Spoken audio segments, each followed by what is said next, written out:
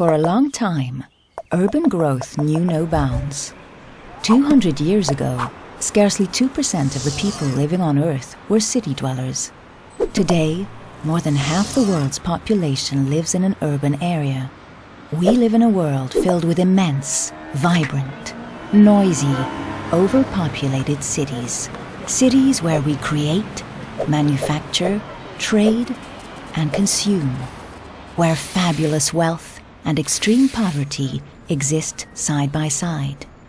Our urban model now seems to have reached its limits. However, new aspirations are emerging. In a world of global warming and increasingly scarce fossil fuels, a new vision of the city is taking root. We're seeing the first signs of slow but far-reaching and irreversible change. Little by little, a new model for our cities is developing. We call it the eco-city. The goal of an eco-city is to reduce the city's impact on the environment. It's an immense undertaking. The growth of large population centers, energy consumption, recycling, the new urban landscape, and even social diversity, all these issues are a part of the eco-city agenda. In order to kickstart this movement, 3 major challenges need to be addressed. We must transform the buildings we live in, radically change our modes of transport, and implement new ways of supplying electricity. Buildings in the eco-city put energy efficiency first. They are better insulated, and they even generate energy themselves. They rely heavily on renewable sources of energy. Today's buildings can do more with less.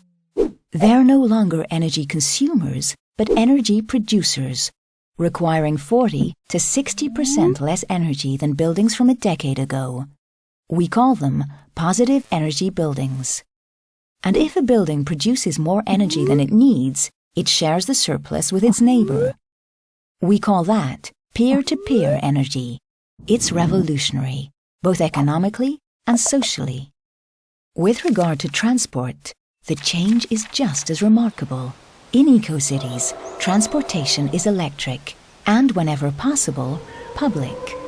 A multimodal model is in place. Residents use a variety of interconnected transport networks to get around, with tramways at the heart of the urban landscape. This twofold change in housing and transport gives rise to a third: new networks for supplying power to the city. That's the third cornerstone of our eco-city. The question is, how do we power the new electrical infrastructure so as to drive the growth in eco-cities? The answer lies in new networks for distributing electricity. We call them smart grids. Smart because they use computer technology to centralize and redistribute power more effectively throughout the city. Smart because they also regulate energy exchanges between residential buildings through peer-to-peer trading.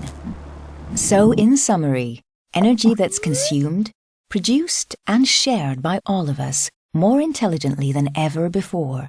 A multimodal approach to transport, consisting primarily of electric and public transportation. The emergence of a new smart grid for supplying cities with electricity. With Alstom, this revolutionary new eco-city is happening now and on every level.